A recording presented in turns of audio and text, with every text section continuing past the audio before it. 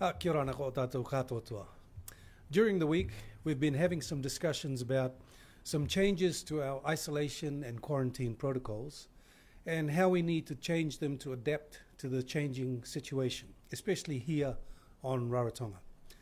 Firstly, we will be introducing the Essential Worker Pass, which will allow people who are negative but in isolation to be able to go to work or to feed and tend their animals. There will be conditions that will allow people to do this.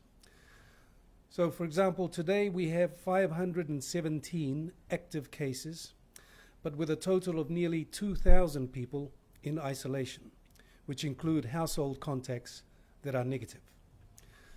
The Essential Worker Pass is something that will allow public servants and those in the private sector to continue to work as long as they test negative each day that they leave isolation. So should you be in a household under isolation, you or your employer will be able to apply to TMO for an Essential Worker Pass.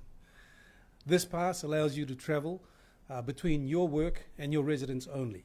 So it does not permit you to go anywhere else. Should you test positive for COVID, the pass will be immediately rescinded and you will enter a 7-day isolation as per the standard TMO protocol. More information on the Essential Worker Pass and the online application forms will be available on the TMO website from next week. The second pass we will issue is the Green Freedom Passes for people who have recovered from COVID-19 and are therefore no longer considered infectious. So far, we have 740 people who have recovered from COVID. These people no longer need to be tested for COVID and are unlikely to be reinfected due to our high vaccination rate. Holders of a Green Freedom Pass are not required to quarantine, even if their household goes into isolation from other members. So I guess that's one positive thing from having had COVID. Your immunity means you don't need to isolate anymore and you don't need to test anymore. This pass will be especially important with regards to the resumption of contact sport. So from the 1st of April, which is next Friday, contact sport will be reinstated on the proviso that participants return a negative RAT test result on the day they are playing, with testing to be coordinated by the various sports clubs involved. So the RAT test will be made available by TMO at the cost of $5 per test, purchased and administered by the relevant sporting bodies. And as already stated, holders of a Green Freedom Pass are not required to be tested. With regards to the reinstatement of contact sport at schools and the resumption of school sports tournaments, discussions are still ongoing with the Ministry of Education and a final decision will be made about school sports at a later date.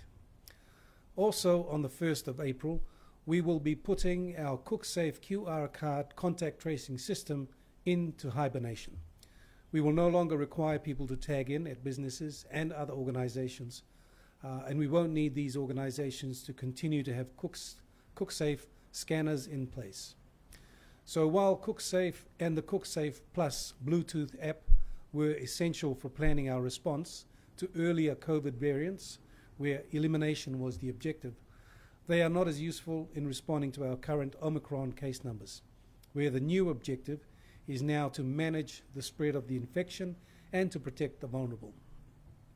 So the CookSafe card was an essential tool that we needed at the time. Now it's time to put that tool back in the toolbox in the event that we may need it in the future.